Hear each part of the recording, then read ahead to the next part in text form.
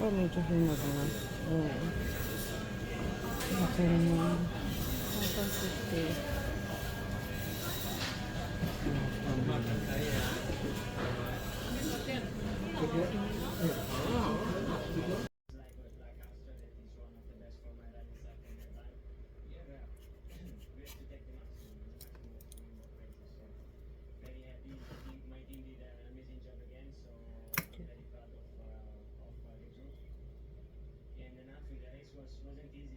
Ang laki guys. Babaonin ko. Yan. Nagbabalat ako ng mango. Grabe talagang sobrang laki. Ito yung nabili ko sa market. Yan. Babaonin ko ngayon. Kaya grabe, nahirapan ako sa pagbalat. Buti hindi siya masyadong hinog. Na katamtaman lang siya, crunchy na hinog. Yung kalahati medyo hinog na. Pero maganda talaga na ganito ang mabili mo. Talagang hirap ako balat.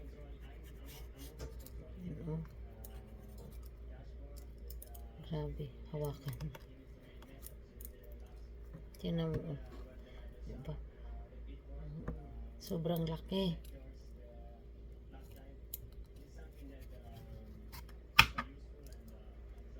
Dalawa ito guys. Yung isa, pakita ko sa inyo yung isa. Hilaw pa siya. Ayan o. Itong isa. Ayan.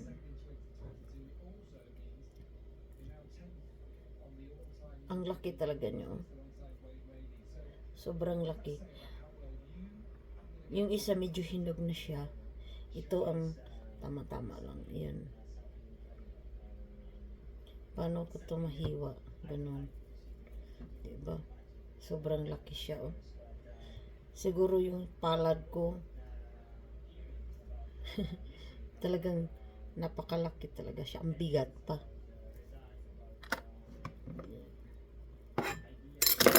Tago natin yung balat. Ano ba ito hiwa? Ay, baliktad pa. Para siyang papaya na pero ang liit pa ng niya, yung napakaliit na yung seeds, yung buto. Tingnan mo grabe napakaliit na seeds niya guys.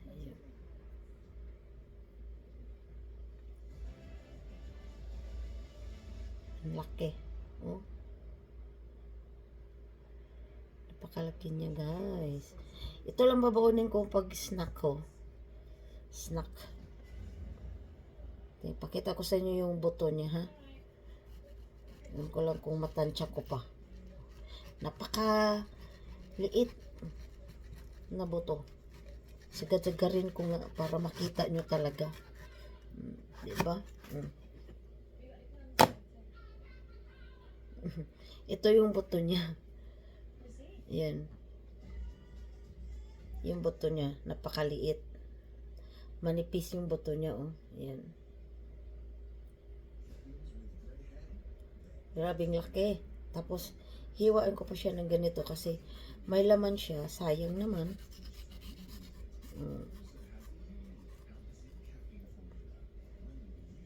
Yan ang lait ng buto. Yung ko nung tawag dito kasi sa mango kasi. Basta mango na siya, mango. Hindi ko alam kung anong tawag. May tawag itong, opo. Yan, matamis. Ito na, yung buto niya napakaliit. Diba? Sobrang laki talaga. Yung niya. Tapos, diba? Marami ka talagang makakain. Sobrang tamis siya guys. Ayan.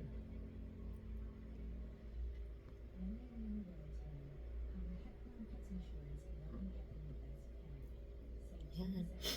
Yan guys, pinapakita ko lang sa inyo yung yung mangga na nakakaibang mangga talaga. Wala naman siyang pangalan. Yung kung saan ito galing na mangga. Kasi napakalaki talaga, sobra as in. Tapos ang laki pa ng laman niya. Yung buto niya napakaliit lang siya guys. Ayan. Ayan guys, salamat. Bye guys. Salamat. Bye. God bless everyone. Bye bye.